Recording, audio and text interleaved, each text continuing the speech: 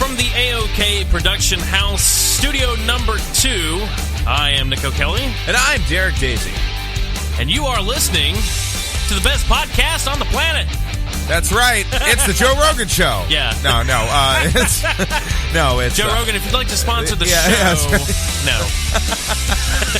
No. Derek, we have a very special guest with us this evening. Yes. And I have to say, it's really kind of a new ground for us. We have not had an instrumental-only band. Yeah.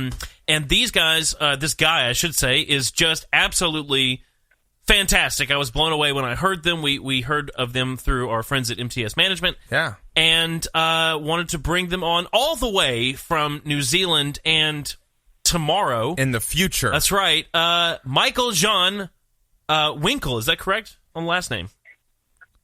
Sure is, man. Okay, great. Right on. We got it right on. That was close. Oof. Mykeljon, welcome. Welcome to The Echo Radio Show. It's great to have you on.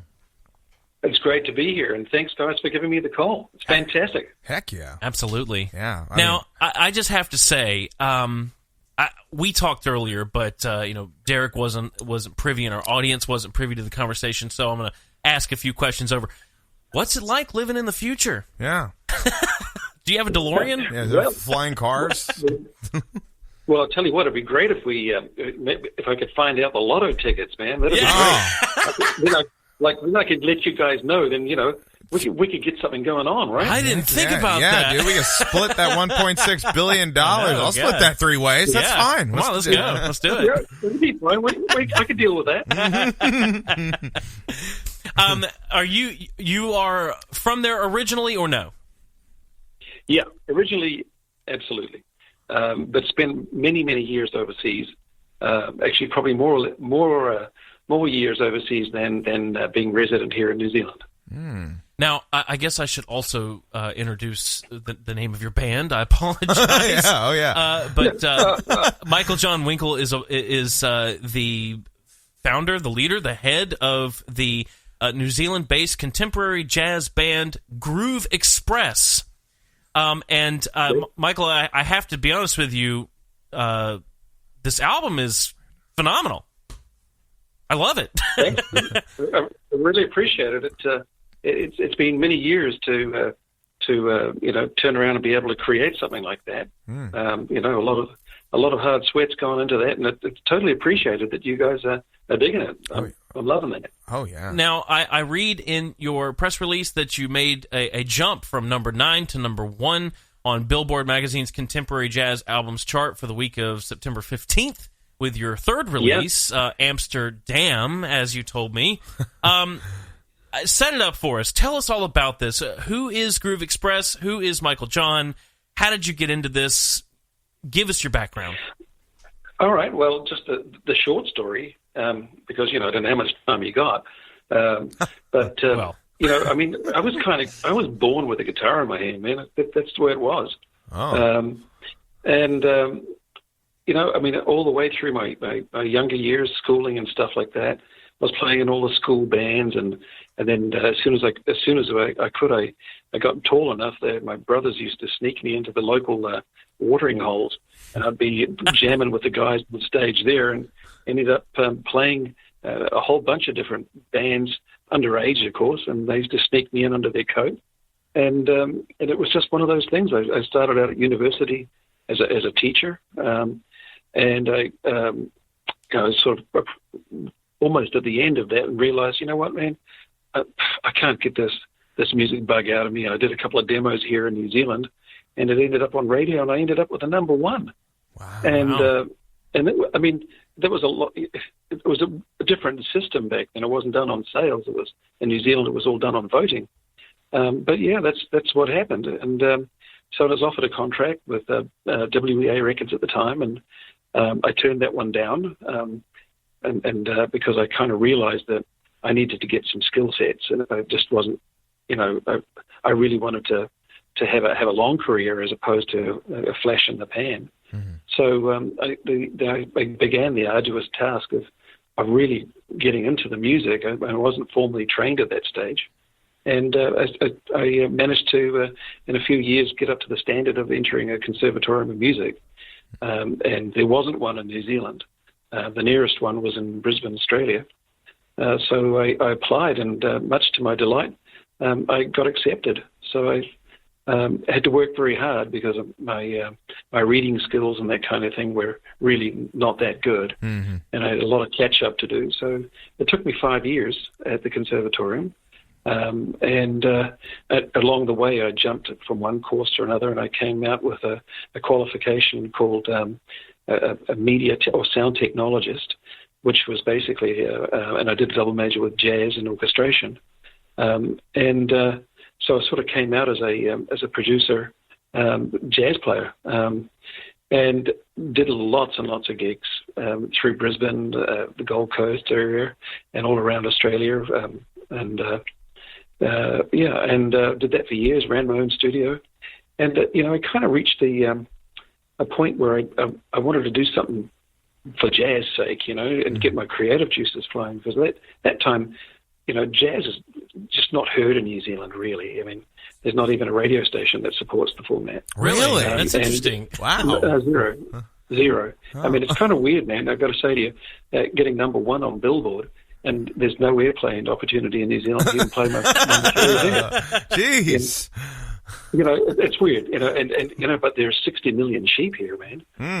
I'm sure we could, engage them with some jazz. Yeah, I mean, does anybody know what sheep like listening to? I've never tried. Well, we could try that. Make their wool grow a little faster. Yeah, or something. That's right. Jeez. We could crack onto something. We could change their genetic code or something. Yeah, right. Play the right chords. You never know what could happen. Heck yeah. Anyway, but I ended up deciding to move to the States because I really wanted to chase the jazz thing.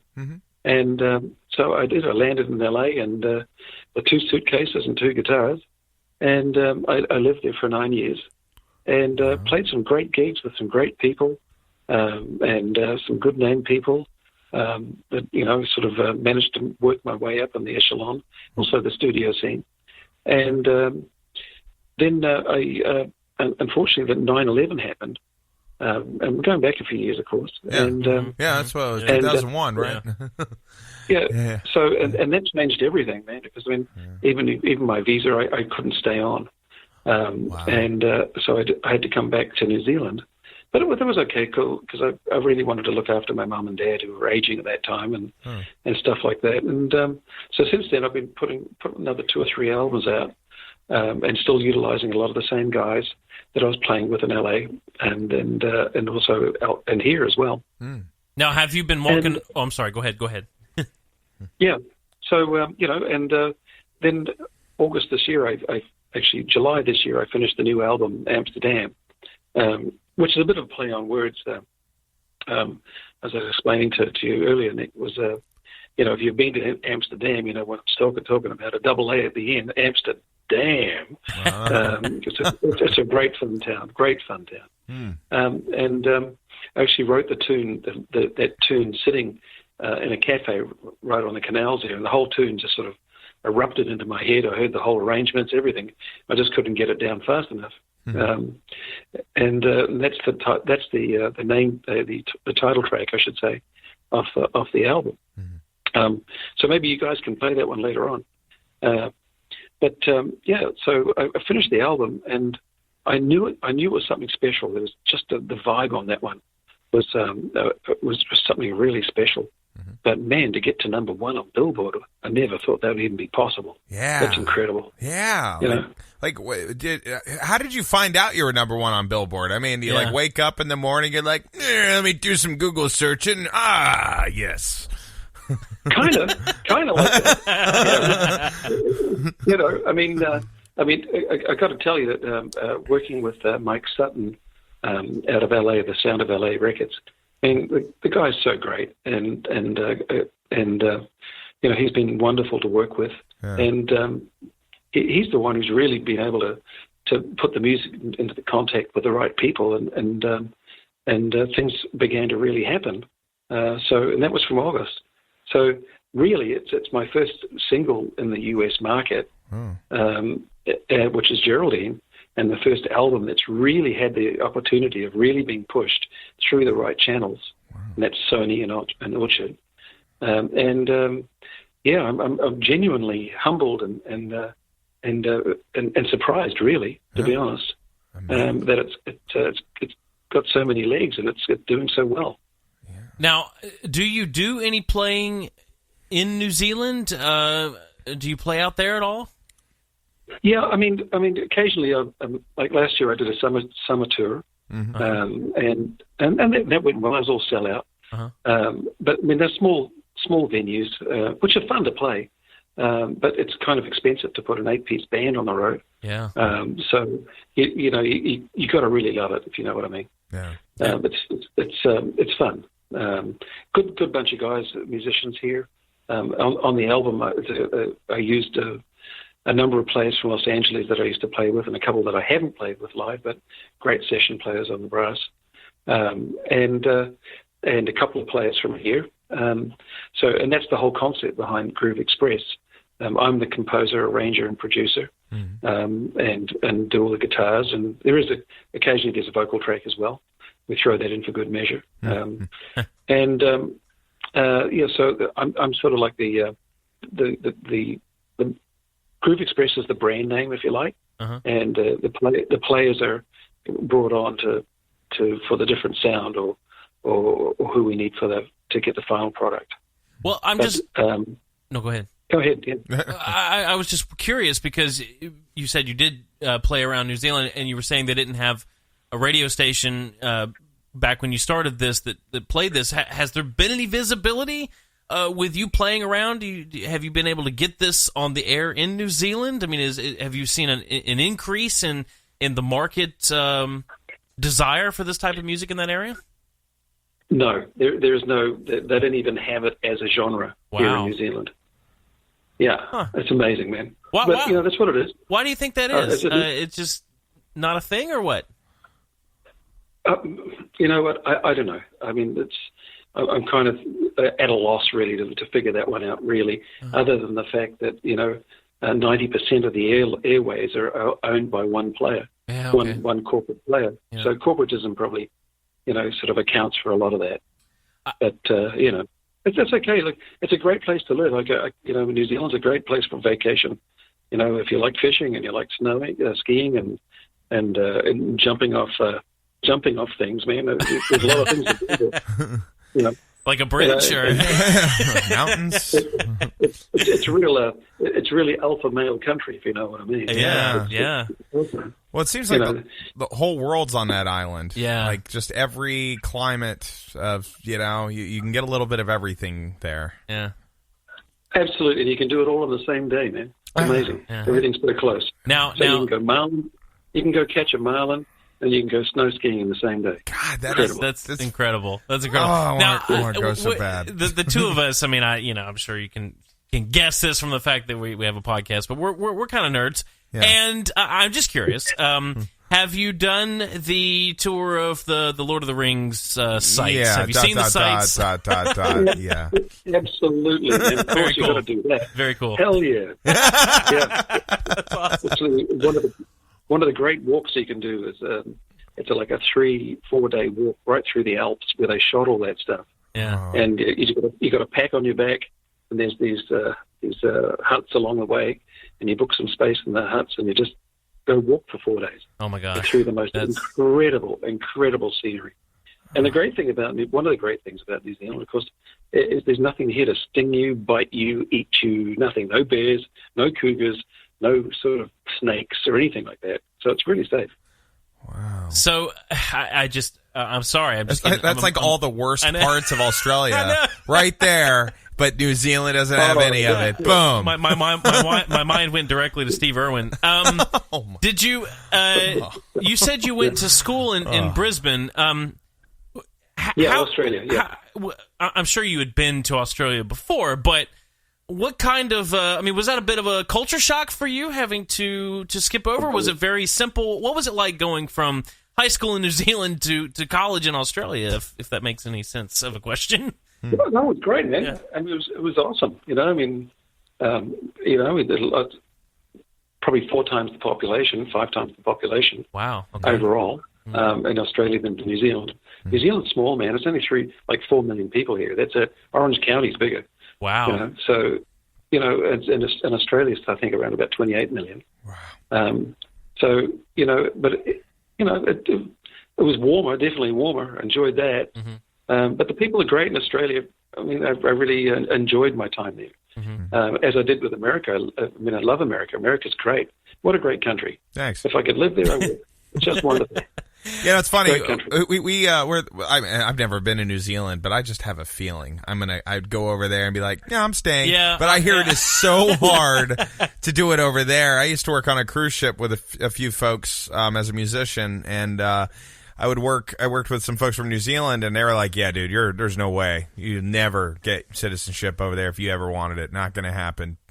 Sorry. All right, well, there goes that dream. I guess you can buy everything, right? You never know. Yeah, I mean, you know, I don't know if you know anything. Well, you don't know anything about us, but we're not rich at all. So I don't have that kind of money. Speak for yourself, Derek. Oh, sorry. I know we're supposed to give off the impression that we're loaded, but I don't have a Ferrari. No. I drive a Dodge Stratus. No. I'm just still stuck on this whole thing because when I was a band geek in high school, and one of the greatest times I had was being able to be in the jazz band in high school. I mean, jazz. Okay, I mean it's not top 40 radio, but yeah. You know, I mean, jazz is a big part of our culture over here. You know, Dizzy Gillespie and the whole 9 yards. I mean, I love jazz, and so I have a hard time fathoming a whole culture of people that don't recognize it. I'm very fascinated by that. Yeah, me too, especially when you live here. Man, it's hard to fathom. Oh, my God, it's so hard to fathom. You know, it's frustrating as hell. Yeah. But that's just what it is. You know? But I guess that just makes you work harder. You know, and produce a higher level product. And I've worked very hard on this, on the compositions of this last album. I had kind of a mission statement that, you know, I really wanted to develop the tracks on this album to more of your traditional kind of songs that you would have, you know, with lyrics, but, you know, let the instruments say the words. Yeah.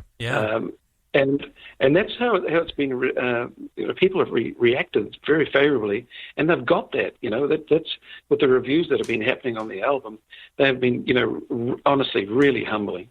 I'm amazed, but the reviewers they really get it. You know, they really understand it, and that's what it's really excited me from that respect. And the tunes are really lyrical. And there's some great performances on the solos and stuff like that. The rhythm section, it just kicks, man.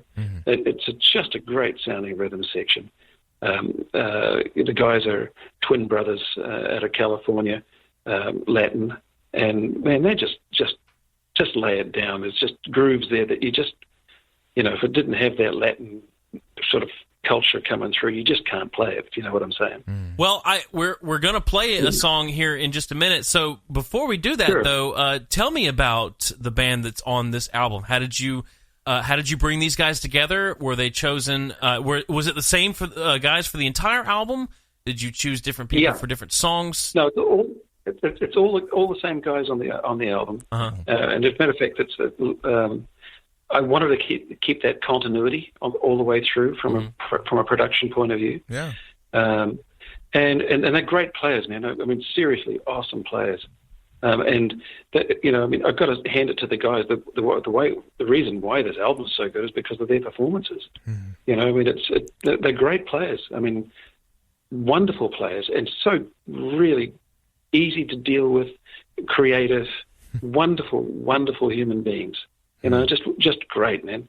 Can't speak more highly. Did you track? Now, I guess you couldn't have because you're in all over the world. How did you track? I guess you couldn't track it live. So, how did you go about getting their recordings? Well, that's an interesting thing too, because I mean, with a few of the guys on the album, we played together in LA, so there was a lot of there was connectivity from back then, so we just built on that. Yeah. But the whole flavor of the album, what I was trying to achieve was that when you listen to the album, you think, man, that was all recorded in the same room at the same time. Yeah. And that's achieved. I was very happy to finally listen to the album and say, yep, that sounds awesome from that respect, that mission statement. And it was achieved by the players all being really very well versed in the live arena. Myself, I've done over 5,000 gigs, and a lot of the other players are up in that same region.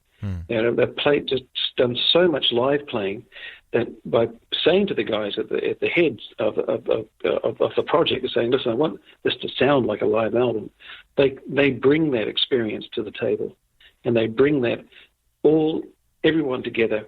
We listen. I remember one of my first jazz lecturers, his mantra was, God gave you 2 ears and 1 mouth, listen twice as hard. And that's what's happening on this album, that everyone is listening to what everyone else is playing and working in with that. So, and tracking something like that, you'd think, well, where the hell do you start with that? That's exactly what I thought too, man. Of course, if you got that kind of mission statement. I started with basically a click track and some guitar lines, and they were scratch tracks.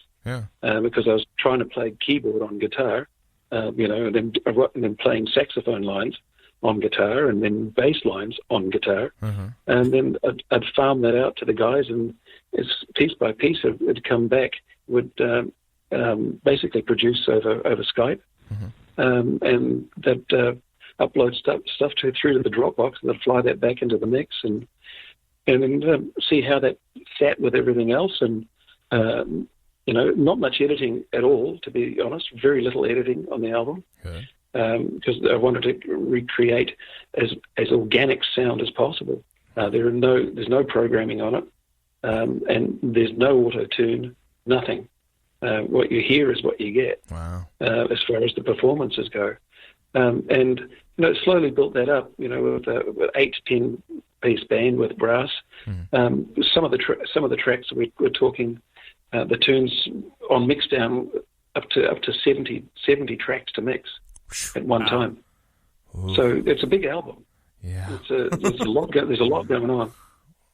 Well, Derek and I were music business majors, so after we played the song, I know I want to get into a little bit of the production of it. But you had mentioned to me that you wanted to play the song Geraldine. So. Set this up for us. What's the song about? What's it mean to you? Okay, well, Geraldine, actually, we're doing a little bit of a social media push at the moment. The video has just been done. So if you look on GrooveExpress and type in GrooveExpress and Geraldine, you'll see the video. And the whole concept behind the video is you got to guess who Geraldine is. So there you go. All right. Boom. Boom. So, if it's okay with you, we'll take a listen to it. Does that sound good? Yeah, bring it on. You are listening to the Echo Radio Show. We are blessed to have GrooveExpress creator, founder, musician extraordinaire, Mykeljon from New Zealand, Mykeljon Winckel, and this is their song, Geraldine. Let's take a listen.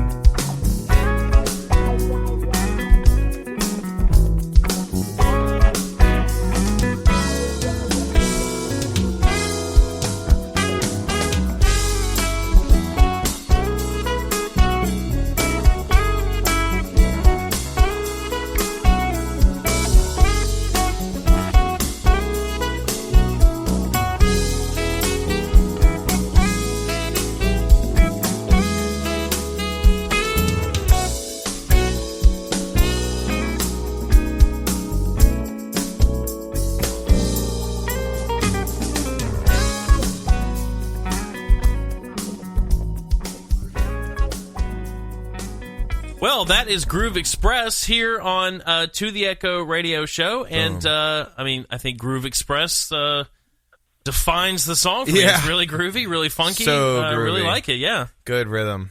Boom. Yep. Thanks, man. Yeah. I'm glad you're digging it. Yeah. It's a fun tune to play, actually. It's great. Yeah, I mean, well, everything about it. I mean, I was like, I'd be that guy with the tambourine. Yeah. That'd be me in the background. Like, yeah, all right, I'm on it. Yeah. So, speaking of the production, though, you said you produced it. So, tell us about how you did that. I mean, what do you have a home studio? How do you go about the production, and how did your band do it too? Yeah, well, basically, I mean, I was pretty solid about what I wanted in the first place. So, producing albums like this, I work from mission statement backwards. And if I have to make any production decisions, because it's difficult, sort of like being the composer, the arranger, the producer, and the guitarist, et cetera, and you roll your own leads up too, man, by the way, And so, when it comes back to those creative decisions, you want to have that mission statement so you've got something that keeps you in a straight line with what you want to do. So formally, that's kind of the process that I'd go through. I had my own recording studio. I've got a digital audio workstation, a bunch of really cool analog equipment, and interface with some wonderful sound cards and stuff, and lots of wiring. Put all that together, and some great microphones and some great instruments, and some good plugins. But again, a lot of really cool, good old-fashioned analog, really nice gear, which are instruments within themselves. Yeah. What kind of which DAW you use? Pro Tools? Actually, I've switched from Pro Tools onto PreSonus Studio One. Okay. I'm really liking the flow of that. Being an engineer, recording engineer, working on the SSLs and stuff like that, and the flow on that particular software is wonderful. I find it really easy to use, coming at it from an engineer perspective as opposed from an IT perspective, if you know what I'm saying. Yeah, it's something about Pro Tools, man. I feel like lately, over the last few years after they got sold, it really became convoluted, and they've kind of alienated some of their customers because of the plug-in stuff, and coming out with that brand new plug-in you have to have, and of course all the companies are like, well, you got to pay for that too, and it's like, man, exactly. You're already nickel and diming us. Come on. So it's cool. Totally. It's cool to see people kind of branch out. Like, fine, you know what? Well, there are other options, Yeah. And and that's exactly right. I mean, I was kind of feeling a bit like that, and so this Studio One, man, it's wonderful. I took to it like, everyone's got their own flavor about things, but sure. I found this one working with me, with the way I work. It's a hybrid studio, and it kind of really works well. Yeah. And a lot of the bigger stuff as well. I mean, I've got probably on those mixes at least 20 inputs and outputs going through the analog gear in the mix. So it's a lot. As I said, there's a lot going on. Yeah. And at the end of the day, all the digital stuff it only emulates what the analog stuff. Right. So. It's only as good as the guy that was programming it. Are you miking these guitars that you've put on this track? They're mic'd, or they're through the program, like virtual instrument, or like virtual amps. Yeah, no modeling. These are instruments straight through the through valve amps, preamps, and using traditional sort of pedals, and going through a valve Carvin. I use a Carvin stereo amp with a couple of 12-inch speakers. Yeah. It's really traditional stuff, because if you by playing this stuff live, you get that same sound. Yeah. I stay true to my production. Very cool. Do you do? All right. So I guess the big question: Mac or PC? Sorry. Oh, well, that's another story. I've actually gone for PC, man. I've got to say. Oh. Over the last couple of years, I mean, Yeah. the horsepower they're getting out of these PCs now is just great. Yeah. So, and everybody knows how to fix them, so which is great. Yeah, I'm like I do everything Mac and Apple, but outside of that, I will say that on the PC side, you can do a lot more upgrading yourself. You can do a lot of your own internal, changes, where on Mac that kind of box you out now. We're kind of in that place where, everything's soldered, and you get what you get. And on the PC side, well, you have the option to upgrade things as they come out immediately, which is a nice flexibility. Exactly. Yeah. So and if the great thing with solid state drives and stuff now, when you run them through a nice nice board, where you can get RAID opportunities and stripe them and stuff. It's just a big cache, and it's just wonderful how fast it is. Yeah, it's great. Yeah, that's cool. Now it is interesting to see the tide turn a little bit there, because I know I've worked in studios where they'd kick you out if you brought in a PC. They'd be like, "Get the hell out!" Like, okay, all right, okay. Sort of commentary is, what did you bring that anchor in for? Yeah, right. Now, there was a video that I saw that had an interesting story with it. I want to ask you about it, where you were performing live at a train station. Well, there was there's a steam station not too far from where I live here, and they've got these really awesome old steam engines. And so we performed the album. I thought, what a great idea! We'll do it on a flat bed. What do you call it? On the double bogey setup, Oh yeah. And okay, so it was sort of about the same size as you. It was actually a big carriage, but flat deck. So and we just put it underneath the cleaning gantry of where they clean the big steam engines, and we had a select audience, and so we wired everything in live. So we performed live and recorded it simultaneously, and that was the album live at GVR. No overdubs, nothing. Everything came down live. So basically, we put it was a 7-track CD or album, and so no overdubs, nothing. And we basically recorded that. First go was a rehearsal. Second go was just to make sure we get the kinks out. And third go was the recording. So we basically recorded that whole album in 3 hours. Wow. And also did the videos at the same time. So, did a whole album with videos done in 3 hours. And is that a different set of guys from the Amsterdam album, or? Yeah, there's only one player on the Amsterdam album that was playing on the GVR album. So, that was the New Zealand crew, if you like. And that's the hard part of working internationally. That's the reality, I should say, is that you really, and that's the reason why that the whole brand, GrooveExpress, and how it works has eventuated, because, it's a multi-continent, multi-country setup, if you like. So it's just impossible to fly people out to do this and to do that, and then other way around. So you got to go make do with whatever country you're in to work with the players that you can. But I've been very blessed that these players are all great players, man. They're wonderful. They all bring their personality to the album, and that's another flavor again. So I always believe that each album that you're doing, you're reinventing the sound somehow. And with players, with instrumentation, with grooves, production, and that kind of stuff. So it's all added. It's all part of that GrooveExpress flavor.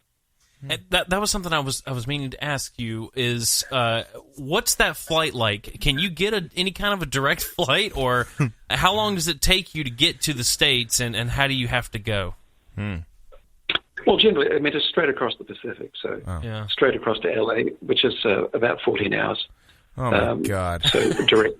Yeah, correct. Right. Listen, I mean, just got to make sure you do it at night. That's all. Yeah, it's not too bad. I don't. So I mean, it's worse. It's worse to England. Yeah, man, that's a long haul. Yeah. Oh, well, if you're from there, yeah, because I've done the England flight. That's not that bad. I've done that directly from New York City. It's like 7 hours or something. The longest I've been on a plane was 10 hours, and that was going to Dusseldorf, Germany. So yeah. 14, I can fathom. I can think about 10. Yeah. It was long, not too bad, but 14's even longer. I think one of the longest ones was for me was Auckland through to London, and that was they termed it a non-stop flight. So you obviously landed to fuel up, but you didn't get off the plane, and that was 40 hours, man. Oh my God! Ooh. What? Oh my God! And I felt so sorry for these little infants that were just like screaming all night long. Well, it's because the air is dry. Like that's the worst part about a plane is it's so dry. Yeah, it really is. Just everything. You just feel gross. Mm-hmm. So you almost turn into a lemon by the time you get there. Right? You get this citrusy kind of skin. Yeah, I hate. Are you going to be making your way over to do any touring, any playing anytime soon? What's coming up next for you? Yeah, absolutely, man. Absolutely. That things are going really well on Digital Radio Tracker. Currently, GrooveExpress has placed, I think, number 26 this week out of the whole North America. Wow. And that's on Smooth AC, genre of Smooth AC. Yeah. So, I mean, that's huge, man. That's unbelievable. Yeah. Digital Radio Tracker on the indie charts, it's around about 41 or 42, and that's been jumping up at huge leaps and bounds. So that's out of the top 150 chart, multiple genre. Yeah. I think I'm the only instrumental tune that's on there, the Geraldine, and on the top 200, which is open slather, really. It's all the major labels, major artists, anything from rap, etc. I think last week we were 104 or even 96, I think it was last week. Wow. And it's in the world. Yeah. Oh, my God. It's brutal. So, like I said, it's just amazing. And I'm so amazed at how well it's going. And hard work does pay off there. Yep, Boom. there it is. But so what's coming up next then? Oh, okay. So what's coming up next? Well, I'm already writing the new album. So that's already underway. And that'll go into orchestration probably around about March next year. Wow. And then we'll start recording probably August, and hoping to have it sort of completed within 6 months of that date. Wow. So and a lot more horn section stuff. This next album's just going to be just going to wind up the funk factor on it. So it's a little more harder edged on the funk, hopefully. So, but you'll see how it turns out. You never know. So I won't speak too soon. And touring, I'm hoping something will come together next summer, US summer, and doing some festivals and stuff like that. I just love playing live. Bring it on. It's just such a wonderful thing. It's all fun and putting it in the studio and all that kind of stuff. But sometimes it gets just like hard work, And whereas on stage and performing, it's a wonderful release, and it's just awesome to be working with such great musicians on the stage. Yeah. It's just wonderful, and play hard out. Love it. Well, Mykeljon, I have to tell you, it's been an absolute pleasure having you come on, and it was a bit of short notice too. And so I have to tell you, I appreciate you, answering the call from the future. Yeah, that's right. Well, guys, the pleasure hasn't been all yours, I can tell you. It's been very enjoyable for me too. Thank you, guys. Well, do us a favor for our audience. How can they get the music? How can they buy it? How can they find you on social media? Promote yourself here. All right. Well, the platforms, you just look up GrooveExpress. It's GrooveExpress. Just on Spotify, Tidal, all the standard Deezer. You can get to hear all the music there. iTunes, the general normal platforms. It's everywhere. YouTube, there's a few videos there for you to check out. And social media, Facebook, Twitter, GrooveExpress, it's in there. GrooveExpress New Zealand would probably be, I think, on the social media. Just the traditional kind of CD baby. You can buy physical albums there. So we're kind of trying to cover all the different aspects of sales and purchase. And of course, I really appreciate it. It helps pay the guys in the band and pays for all the promotion and the videos and get the next album out. It'd be great. Yeah, absolutely. Support live music, man. Absolutely, and we highly recommend you go check these guys out. Mykeljon, you are welcome back anytime on this show. When you put out the next one, I hope you'll reach back out maybe through Mike or just individually and let us know, and would love to have you back. That'd be great. Yeah. And also, don't forget, man, you got a guide in New Zealand now, so come on down. I know. We'll find a way to make that happen. We'll find a 40-hour flight, and we'll be there. How's Wednesday? Just make sure you go around the world the right way, right? Right. Well, thank you so much, and we wish you all the luck, and we'll be looking for you on the radio. Well, thanks very much, man. I'll just put on one more thing. This particular album, Amsterdam, made it through to the Grammy ballots in 6 categories. Oh, cool. Which is wonderful, which is really wonderful. So you never know. We just might watch the Grammys. You might see GrooveExpress, taking out an award. You never know. Boom. Be great. Oh, fingers crossed, brother. Yeah, definitely. And we'll be watching. Yeah. So, me too, man. I've got to get back to LA. We'll have a great Monday afternoon, and we'll try to have a good Sunday night. Right on. Okay, guys. Thanks so much. We'll see you. Derek, that is Mykeljon Winckel from GrooveExpress, fresh from New Zealand. Yeah. What a cool thing. I mean, God, I knew that they had hit the Billboard charts and everything. Yeah. I didn't know about the Grammys. That's pretty cool. Yeah. And I'm still just so fascinated that you don't have a jazz presence in New Zealand. I mean, to me, jazz is kind of the basic genre. You talk about top 40 and stuff. I mean, jazz is one of those things that you feel like it's a big genre. It should be everywhere, right? You think it's a little bit everywhere, but it really did kind of take off here in America. Yeah, I guess so. Back in the 30s, 40, and so on and so forth. In jazz, there's a lot of cool jazz fusion out there. That really just cool groove. Absolutely. Because ultimately, you're not getting it from pop music. You're not getting it from rock or country. I mean, right now, they're all kind of following that same formula, and jazz is probably the only thing where you're able to push music forward a little bit. Yeah, exactly. And try stuff out. So, yeah. I mean, these are the guys that are, leading the way. I mean, pop comes from something, right? And it comes from, you take it back to orchestral times, and then they started doing a little improvisation and learning and understanding and pushing it, and then you got jazz, and then you got Elvis, and, it's just one of those things. So, really, really cool conversation with him. Maybe we'll see him hit the Grammys. How cool would that be? Yeah, he was on our show. I know, finally. For you listeners, I had told you we would do this in a different way, but I think we're just going to push on here. Yeah. Normally, our Wednesday show, which is, of course, what you're listening to right now, would have been a conversation between Derek and I. I was trying to book up for the rest of the year, which is, at this point, pretty much well done successfully. Good job. But this ended up being a double-booked evening. Of course, we do our Wednesday night show pre-recorded on Sunday nights. Yes. So, I didn't want to push that aside because he was calling from New Zealand. Yeah, I mean, how cool is that, too? We were talking to someone from New Zealand. I know, it's pretty wild. That's pretty cool. And it's a day in the future. Yeah, it's just too cool. So very. And not only that, it's currently right now almost 10 o'clock in Charleston. It was almost 4 o'clock his time tomorrow. So it's almost a full day. Yeah. Very, very interesting. Wow. But because of that, we normally would have a skit on Wednesday nights. Yeah. And we still do. Yeah.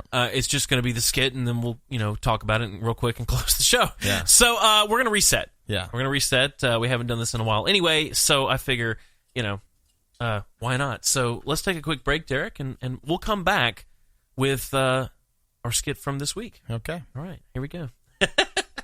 Julie, it's time to do your homework. But Dad, I don't want to. I want to engage in inappropriate behavior and embarrass our family on a city scale. Does this sound like a typical conversation with your scumbag teenager? It's time to bring them down to Barney's Teen Correction Center. We will take your teen, beat them in a submission, and remold them into the citizen that they're supposed to be. During their stay, they will participate in jump rope, jumping jacks, war scenarios, push-ups, sit-ups, monkey bars over pits of alligators and barbed wire, shock therapy, micro-lacerations from razor blades, and a whole lot more. I'll do whatever you want, Dad. Just don't send me back. Okay, honey, do your homework. Okay. Barney's Teen Correction Center, next to the city jail. Harold, I got paid today. Can you go deposit all the cash at the bank? Who do you think I am, Dolores? Your husband or something? Why can't you ask for a paid check? I hate taking this cash to the bank. And besides, the branch is all the way across town, and there's only one. You think I got time for this? Do you want to be able to pay the cable and the electric bill or not, Harold? It's not like you work. Ah, shut up, you big hussy. Hey, guys. Who are you? How did you get in here? This is private property. That's not important, sir. The point is, I know how to solve your problem. What problem? The fact that I got butt cramps? Harold, why do you always gotta tell our guest about your butt cramps? No, sir, listen, I don't care about your butt cramps. I care about your money. Oh, I get it. You with a bank or something? Sir, I'm with a special kind of bank. I'm with NBB, Nick Bosley's bank, the bank that comes to you. Hi, I'm Nick Bosley with Nick Bosley's Bank. Are you looking for a new bank that's not all the way across town with a little less of those fees that are so inconvenient to you? Well, I have just the solution. It's called NBB, Nick Bosley's Bank. We come to you. In fact, we come directly to your house and we take your money. And we'll thank you for it. Why should I give my money to you? I make so little. You don't make any money, Harold. Oh, sir, it doesn't quite work like that. All right, fine. Here, take it all. Just go. Oh, thanks, buddy. And here's a sucker for shopping with NBB, Nick Bosley's Bank. Oh, wait. Before you go, how do we make a withdrawal? Oh, sir, you only make a withdrawal if you can catch me.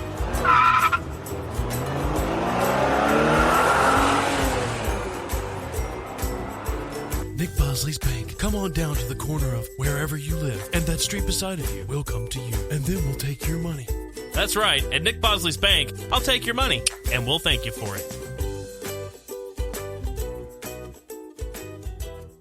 I've been looking forward to going to the fair all week. Mm-hmm. God, look at this traffic. I told you. You told me what? That it was going to be busy. Well, we either go today or we don't go at all. Is that what you want? I didn't say that. Well, you're certainly acting like it. Just forget I said anything. Okay. No, damn it, I won't forget. I asked you last week, do you want to go to the fair? What did you say? Yeah, it sounds like fun. And then I said, are you sure it's not going to be busy? Because I really don't want to fight the crowds. And then you said, and I quote, no, it's the last Saturday of the fair. Nobody will be there. So I make one mistake. You want to throw that in my face? How the hell was I supposed to know it was going to be busy? Last year it wasn't busy on the last Saturday. Because the fair wasn't here this time last year. Remember, there was a 30-year flood and 6 people drowned earlier in the week, so they shut it down? Oh, yeah. I'm going to turn on the radio. Hey, everyone. Tonight's the last night of the fair, and it's looking to be record crowds. Due to North Carolina and Georgia canceling their fairs, we are expecting 1,000% increase in traffic. There literally couldn't be a worse day to go than today. But if you're going, good luck. Coming on at 5, we have Bob Doogie in to talk about his newest documentary on a $6 million bionic vampire. Right after this. That's enough radio. Finally, we're pulling into the parking lot. Now what the hell is this guy doing waving us through? There's parking spots right there. Why can't I just pull in over here, sir? Oh, because you're an odd number. Evens turn in here. Odds drive around the fair and park on the other side. Can't we just say I'm an even number and you let us through? Come on, who's gonna know? I don't know about you, but I have real ambition to be an assistant parking lot manager, and I can't get there making exceptions for douchebags like you. Either keep going or I'll call the police. Damn it! Fine. This is freaking ridiculous. I have to waste all this damn gas because of that idiot. You're always like this. Always like what? Angry, verbally abusive. Verbally abusive? I'll show you verbally abusive. This is what I'm talking about. Okay, we're gonna have fun tonight. And if we don't, then we don't, and you can go stay with your sister for a while. 20 minutes later. Finally, a freaking parking spot. Oh, you gotta be kidding me. That's the line? I told you. If you say that one more time, I swear to Christ. Wait a minute. That's the wait time to get into the park? An hour and 20 minutes? Just to get into the fair? Not even a ride, just the fair? It looks like it. Let's just get back in the f***ing car and go get a milkshake. Oh, you won't be able to leave while we're filling up the parking lot. Excuse me, asshole. Was I talking to you? Just saying. You'll just be sitting in your car. Oh, and no refunds on the $50 parking pass. An hour and 45 minutes later. Welcome, sir. That will be $80. Fine. Here. Thanks. Enjoy the fair. Okay, let's go. Wait a minute. Where's our bands for the ride? Excuse me. I just gave you $80. Where the f*** are our unlimited ride bands? You paid for the price of admission. Those bands are $50 each. You can also buy tickets for each ride. They're $2 a ticket. But you can get those while you're in the park. Next. Bitch! Ugh, come on, Ashley. I'm gonna need you to calm down, or I'll just go sit in the car. The hell you will! Not after what I spent to get you in here. Oh my God! There's a line at every ride! Yep. I told you. God! Come on! I'm gonna go get a turkey leg. 20 minutes later. And what can I do for the two of you? Do you want anything? No, thank you. Fine, then I don't want to hear you bitching for the rest of the night. Hi, sir. I want a turkey leg. Ooh, yeah, we just ran out. You've got to be f***ing kidding me. We have dog legs, though. They're just as meaty. Dog legs? Do you have any f***ing normal fare food? But we have fried butter. It's delicious. You f*** this place. Damn it, we're gonna get tickets and get in line and ride something. Fine. There's a line to get tickets? Oh, me. 15 minutes later. What can I do for you? I want tickets so I can ride some damn rides. I'll take 2 tickets. Oh, yeah, so, you have to buy tickets in packages. You can get 10 tickets for $20. Of course I can only buy them in packages. Of course. Of f***ing course. Fine, here's your f***ing money. Give me the f***ing tickets. There's no reason to be pushy, sir.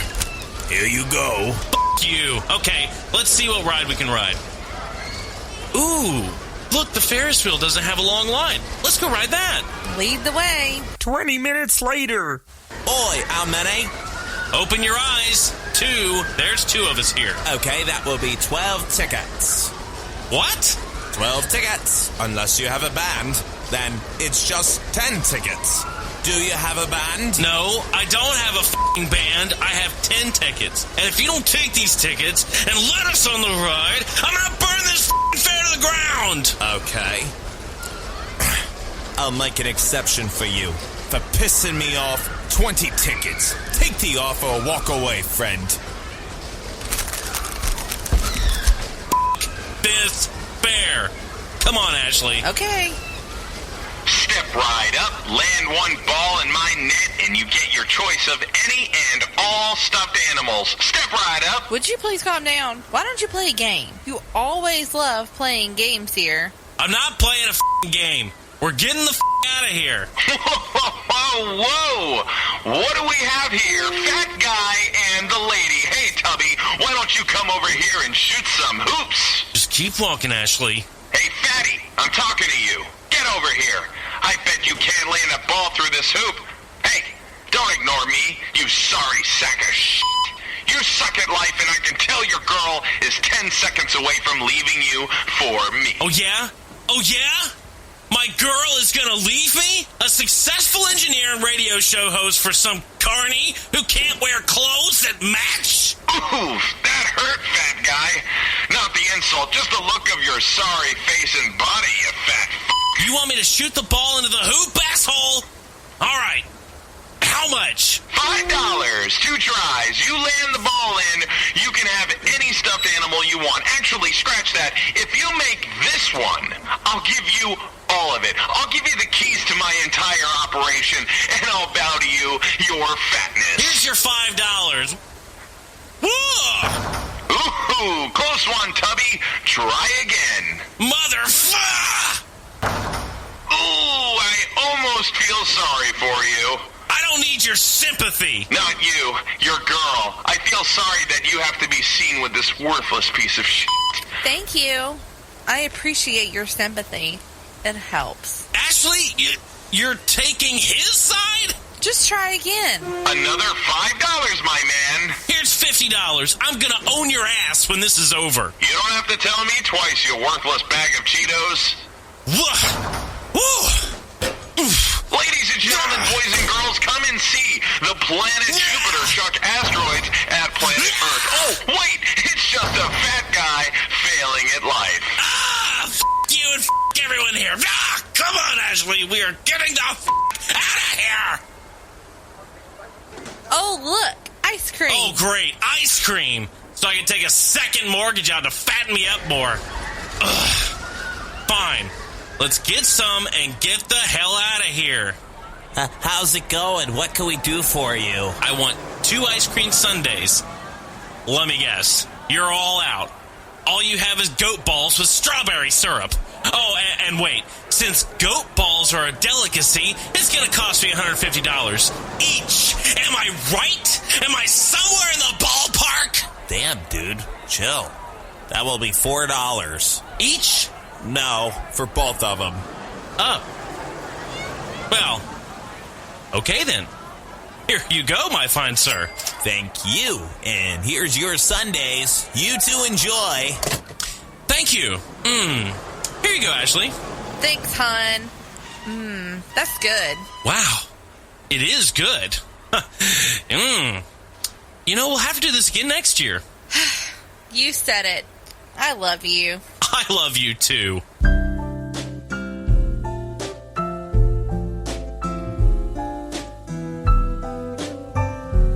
Well, there are a lot of reasons why that's not just hilarious, but completely true. Yeah.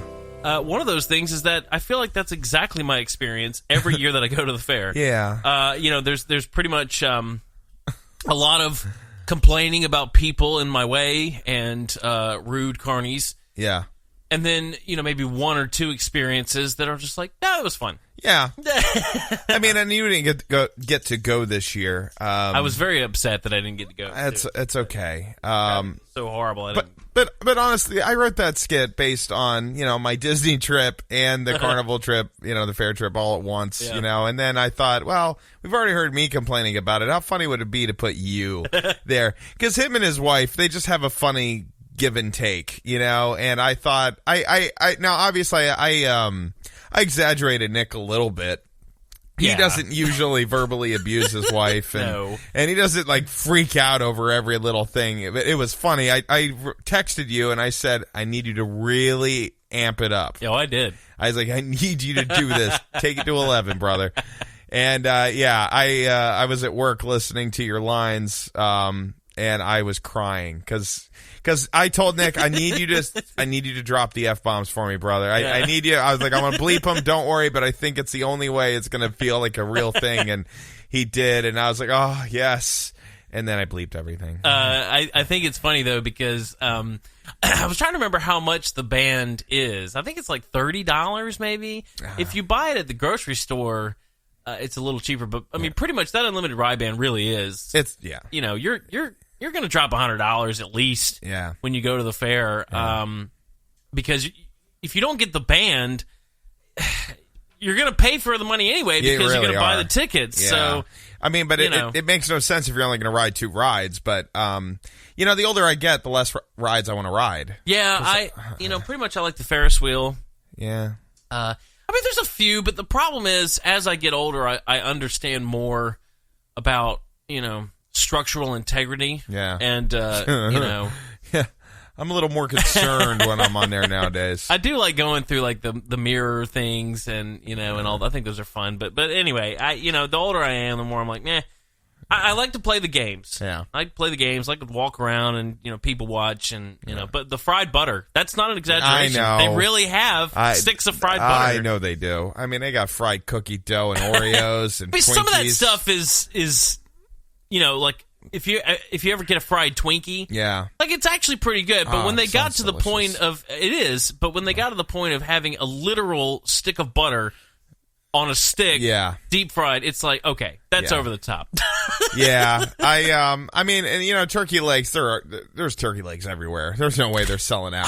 Do you like turkey legs? I don't like turkey legs. You don't? I mean, the thing is, I like the idea. Yeah, and I know that I like them, but when I'm about 4 bites in, I'm like, God, I'm done. Yeah, I mean, the last time I had a turkey leg was when you and me and Ashley, my wife, went to the fair, and you and I both got one.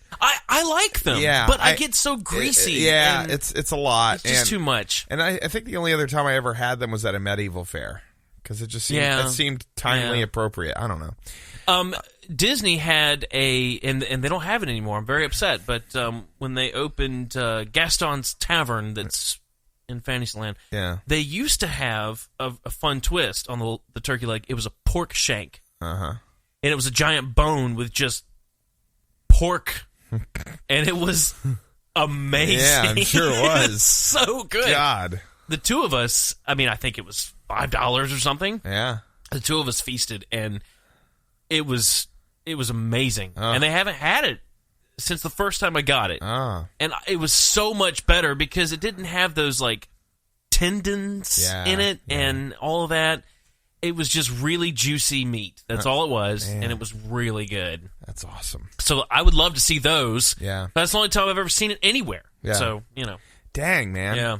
Yeah, well, I don't know. I thought it was a good little exclamation point on the trips and fairs and Disney and, I can't wait to have the Disney food blog, AJ, on, and I'm going to tell her to give you some advice. Yeah, she might need to. So in 5 years when I go there, maybe I'll try it again. So in terms of GrooveExpress, we don't normally want to put our comedy sketches on the end of an interview. Yeah. It just is the way it worked out tonight. Yeah, I worked really hard on that skit, and I've been telling everybody I was going to show it. And we didn't. We wanted to play it, and we had thought about maybe putting it on the front of it, but I thought that might be even a little tasteless. Awkward. Yeah. So he of course he had nothing to do with the skit or any, like, in terms of he didn't approve or disapprove. No, he didn't know that was on there.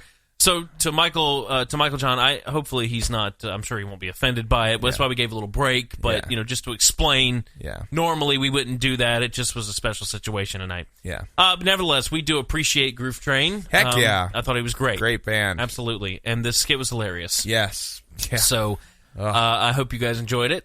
Yeah. I'm gonna have to. We have to write some new ones. Yeah.